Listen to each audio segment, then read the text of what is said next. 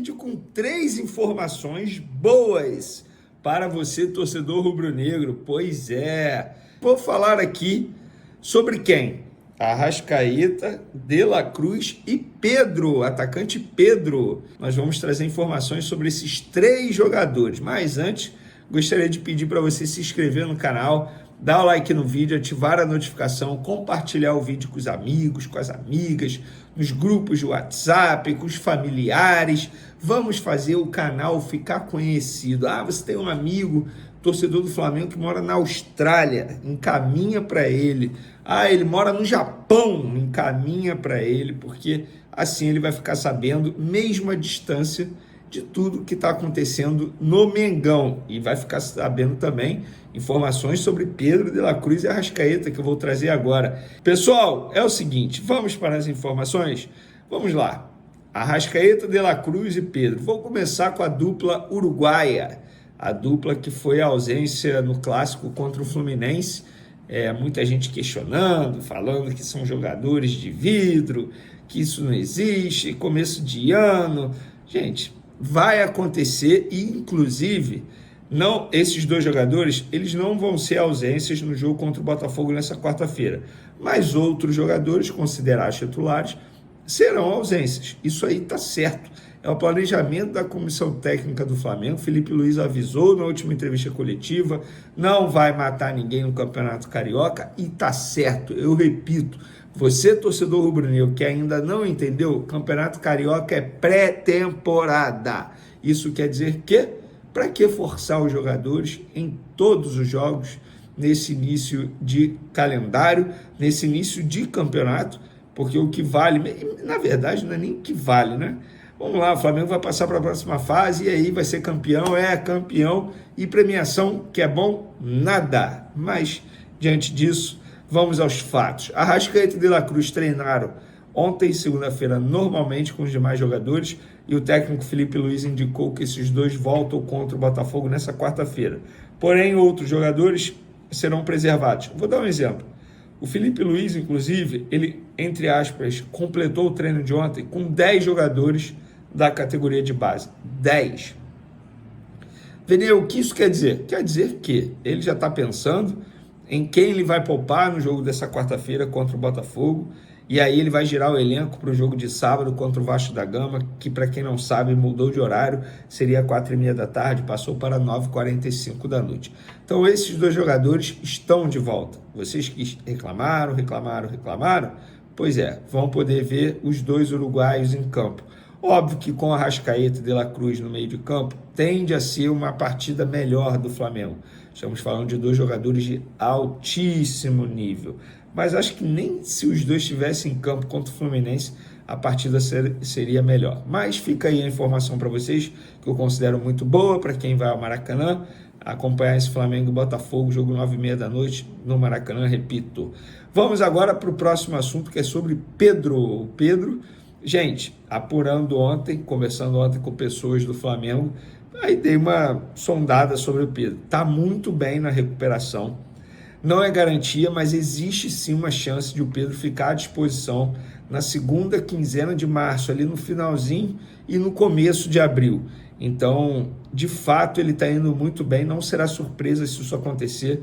Lembrando que a ideia é justamente essa, que ele esteja à disposição no início do Campeonato Brasileiro. O Campeonato Brasileiro vai ser antecipado esse ano por conta do calendário enxuto do futebol brasileiro, Super Mundial. Durante o Super Mundial, o calendário do futebol brasileiro vai parar para disputar o Super Mundial. Então, pessoal, fica aí a informação sobre Pedro, para quem anda me perguntando.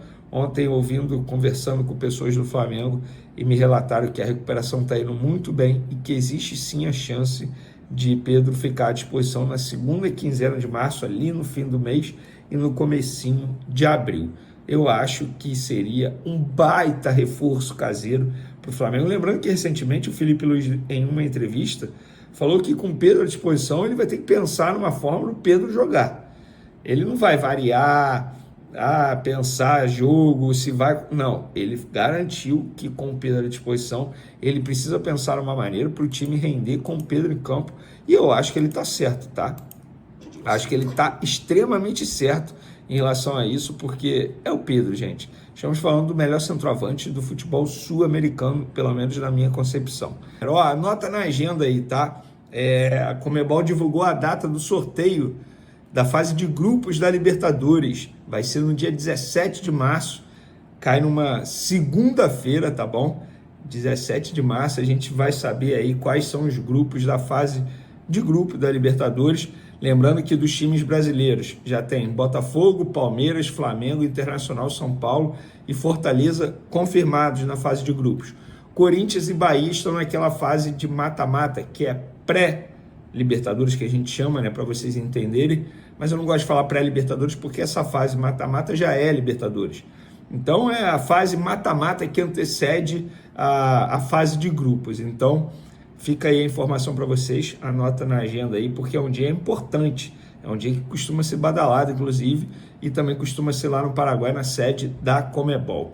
Falar sobre o gramado do Maracanã, que foi alvo de muita crítica após o Fla-Flu, teve gente, o Léo Pereira disse que até a coluna dele ficou doendo, Thiago Silva disse que ele teve que sair com dores no pé por conta do gramado, Felipe Luiz reclamou, muita gente reclamando, e a empresa Greenleaf, em contato com a reportagem do GE, lembrando que essa empresa é responsável pelo gramado, reforçou que o campo é híbrido, 10% dele é sintético, costurado a cada 2 centímetros de grama natural em toda a extensão. Ainda segundo eles, o gramado sobe entre 1 centímetro a 1,5 centímetros a cada ano por meio da aplicação de areia para o nivelamento. A partir disso é feita a raspagem para deixar a fibra exposta novamente para ter a eficiência, manter a estabilidade e resistência do solo. É por esse motivo que há a sensação do gramado mais duro. Além disso, a empresa afirma que o gramado híbrido já é mais duro do que o natural. Para o jogador não ter essa sensação, é feito o processo chamado de descompactação no campo com uma frequência maior. Em gramados híbridos, o procedimento é feito uma vez por mês, mas neste começo do ano, a Greenleaf afirma que foi feito entre 2 a 3 vezes no mês. Mas, novamente, não tem dado certo, porque, novamente, o gramado do Maracanã é alvo de muita crítica, mesmo um mês parado aí para tratar o gramado. Então, podemos dizer que o gramado do Maracanã também está em, como que a gente pode falar, pré-temporada, ainda está se adaptando à temporada. Inacreditável isso, mas vamos em frente, vamos falar sobre o futuro treinador do Sub-20 do Flamengo, o técnico português Nuno Campos. A gente trouxe essa informação para vocês. Entre Flamengo e Nuno Campos, tudo acertado. Ele vai chegar no fim de fevereiro para se apresentar ao Flamengo e ele vai chegar pelo menos com um auxiliar, que se chama Miguel dos Santos. E muita gente me questionando, confesso para vocês que eu não lembro se eu já expliquei isso, mas para a audiência rotativa eu vou explicar novamente. Por que ele só vem no fim de fevereiro? Isso foi uma estratégia do Flamengo, foi de propósito, porque o Flamengo achava que se ele começasse a trajetória dele aqui no Sub-20 do Flamengo, já pegando uma Libertadores Sub-20, poderia pôr em risco, digamos assim, o começo da trajetória dele aqui no Flamengo. Então, em outras palavras, para não queimá-lo, porque é assim que a gente fala na gíria do futebol, para não queimá-lo, a diretoria do Flamengo optou por manter o Cléber dos Santos na briga pelo Libertadores Sub-20, e aí o Nuno Campos assume após a Libertadores Sub-20. Muita gente da imprensa de Portugal me procurou dizendo que esse profissional é muito bem avaliado, mas que não tem, isso é apuração, não tem nada a ver com uma futura saída do Felipe Luiz para poder substituir o Felipe, não tem nada a ver mesmo. O Flamengo quer esse profissional para o Sub-20 mesmo, entende que ele pode fazer um trabalho, uma metodologia interessante junto com o Felipe Luiz, nesse trabalho conjunto, elenco profissional e Sub-20. Galera, teve também um comunicado oficial do Flamengo. O Flamengo informou que para a partida dessa quarta-feira, dia 12 de fevereiro, contra o Botafogo, não haverá venda de ingressos nas bilheterias do Maracanã nos dias de jogo. Os ingressos poderão ser adquiridos de forma online, permanecendo disponíveis até o intervalo da partida ou em pontos de venda físicos, com acesso por reconhecimento facial. Os pontos de venda estão lá no site oficial do Flamengo, tá? Mas fica aí essa informação para vocês. E por falar em informação, o José Boto, ele deu uma interessante entrevista à CNN. Ele falou sobre vários assuntos, peguei aqui 2 declarações dele que me chamaram a atenção. A primeira foi o seguinte, abre aspas, não sou a pessoa indicada para falar da situação financeira, não é minha área, mas o problema é de fluxo de caixa. Para não chegarmos numa situação de salários em atraso, estamos nesse momento em uma contenção que também se deve por termos analisado o elenco. Gente, com outras palavras, o Flamengo não vai contratar mais nessa janela de transferência. Muita gente me pergunta isso nas redes sociais. Engraçado, né, cara? O torcedor, muitos, parece que torce muito mais por contratação do que título. É muito engraçado isso. O cara fica numa ansiedade por contratação, mesmo vendo o elenco do Flamengo como é. O elenco do Flamengo não precisa fazer nada urgente. É um ajuste aqui e outro lá. O Flamengo fez esses ajustes. Tentou a contratação do Vitão da mesma maneira que tentou para o Danilo, e o Danilo conseguiu para o setor defensivo, mas o Flamengo hoje, para o primeiro semestre, tem jogadores de alto nível no setor defensivo que podem se destacar. O João Vitor, zagueiro muito bom, muito bem avaliado. O Cleiton, que embora tenha contrato até dezembro e não quer renovar, pelo menos os representantes falaram isso ao Flamengo, também tem muita bola. E eu não sou a favor de afastar o Cleiton, igual muita gente falou. Ah, então afasta. Não! Utiliza o jogador até dezembro, depois ele vai embora. Aí vida que segue. Ele tem contrato, O Flamengo paga o salário dele em dia, tem que utilizá-lo. Então, essa parte da entrevista aqui do Boto à CNN, para mim, ele deixa isso muito claro, e isso é informação. O Flamengo não vai contratar mais nessa janela de transferência, a não ser que apareça uma oportunidade de negócio. O que é oportunidade de negócio? Jogador, entre aspas, livre, que não vai precisar pagar por transferência, como foi com o Danilo.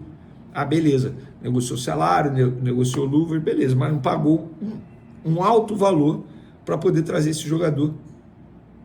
E é isso, com outras palavras é isso. Outra parte que eu achei aqui, meus resultados vão ser em dezembro, não em janeiro. Prefiro ser o campeão real do que o campeão da pré-temporada. Ai, ai, ai. Palmas para José Boto, um tapa na cara sem luva daqueles que criticam o Flamengo pelo Flamengo estar poupando, girando elenco no Carioca. Gente, o Carioca não vale de nada. Essa é a grande verdade. Não vale de nada. E, inclusive, grande parte do público já está percebendo isso. O Fluminense está mal. Vocês estão vendo aí a torcida do Fluminense pedindo a saída do Mano Menezes? Tudo bem, ele está pressionado para melhorar o desempenho. É melhorar o desempenho, não é nem resultado. O Botafogo está mal. A torcida está preocupada? Não. Se o Vasco se classificar para a semifinal da Taça Guanabara, vocês acham que a torcida vai fazer protesto na porta do CT? Duvido. Vocês acham que o Vasco vai demitir o Carille? Duvido. Se o Flamengo não for campeão carioca, vai demitir o Felipe Luiz por conta disso? Não, não tem que demitir. O foco tem que ser início do Campeonato Brasileiro e ter um bom desempenho no Super Mundial para ganhar uma visibilidade. Nem digo ganhar o Super Mundial porque a gente sabe que é praticamente impossível. Mas está certo o Flamengo, tá? E falar nisso, o Flamengo teve uma importante vitória nos bastidores. O Flamengo divulgou a seguinte nota. Baseado em relatos dos jogadores e profissionais da comissão técnica, o Clube de Regatas do Flamengo enviou, na manhã dessa segunda-feira, uma solicitação à FERJ e aos detentores de direitos de transmissão do Campeonato Carioca acerca da programação dos jogos. O pedido foi para que reavaliasse o horário das 4h30 da tarde, visto que o calor excessivo durante o verão no Rio de Janeiro tem impactado direto na performance e saúde dos atletas. E aí eles divulgaram também um vídeo com entrevistas, José Boto falando, profissionais falando do Flamengo. Beleza. O tempo passou, vi muita gente sendo contra, tá? Inclusive torcedores do Vasco da Gama. Não sei se o Vasco era muito a favor dessa alteração também, mas aí veio a confirmação que a FERJ e a empresa detentora do direito de transmissão, que no caso é a TV Globo, acataram o pedido depois de muito debate e passaram para 9h45 da noite, tá? Muita gente falando, era 4h30, passaram para 9h45. Gente, na boa, para mim não é o melhor dos horários, até porque eu trabalho pós-jogo. Para mim é horrível, vou ser sincero. Mas pelo produto, pela qualidade do produto, eu não tenho certeza que o futebol vai ser melhor jogado às 9h45 da noite. Poderiam ter colocado 7 da noite, poderiam ter colocado 8 ou até mesmo 9. Poderiam, concordo. Mas entre 4h30 e 9h45, Eu prefiro 1000 vezes 9,45 como torcedor, para apreciar o espetáculo e o clássico. Como jornalista, para mim, foi péssimo. Eu vou parar de trabalhar, sei lá, 2 horas da manhã. Mas, enfim, faz parte. Mas como torcedor, pelo produto, eu acho que o 9,45 foi melhor e eu considero uma grande vitória do Flamengo nos bastidores após essa mudança de horário entre Flamengo e Vasco da Gama, jogo que seria 4h30 da tarde, vai ser agora 9h45. Para finalizarmos o nosso vídeo, inclusive, é até engraçado, porque essa novela, Lohan, também está perto de ser finalizada e com um capítulo feliz para todo mundo. Para o Flamengo, que quer vender o Lohan, para o Lohan, que quer ir para o CSK, e obviamente para o CSK, que quer contratar o Lohan e vai contratar por 8 milhões de euros. Na manhã dessa terça-feira, os representantes do CSK, que chegaram hoje, segunda, ao Rio de Janeiro, vão se reunir com o Flamengo e sacramentar toda a situação, todo esse imbróglio aí, envolvendo a forma de pagamento, e não é a forma se é à vista, parcelado, porque isso aí já está definido, serão parcelas até o fim de 2025. Mas é a forma, literalmente, de qual banco vai sair, questão de tributo, enfim, os departamentos jurídicos estão resolvendo isso. Os representantes do CSK vieram, entre aspas, buscar o Lohan.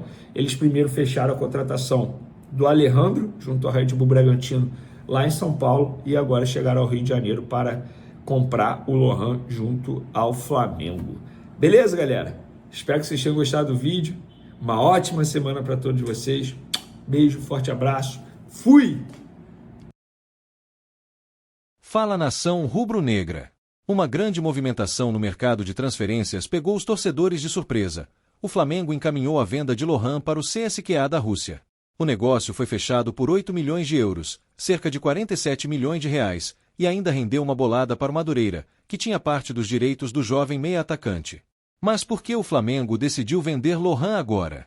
O jogador poderia ter mais oportunidades no time principal? E o que esperar desse acordo no futuro?